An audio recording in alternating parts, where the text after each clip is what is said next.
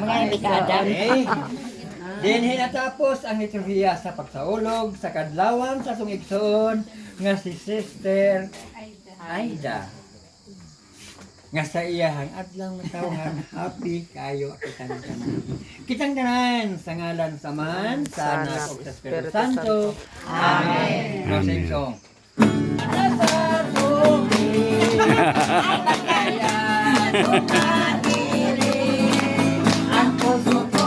Yado nga na galing, no? Kay Jesus lang umiibig, pag-ibig ko'y limang bagay. May sa noo, may sa kilay, may sa puso.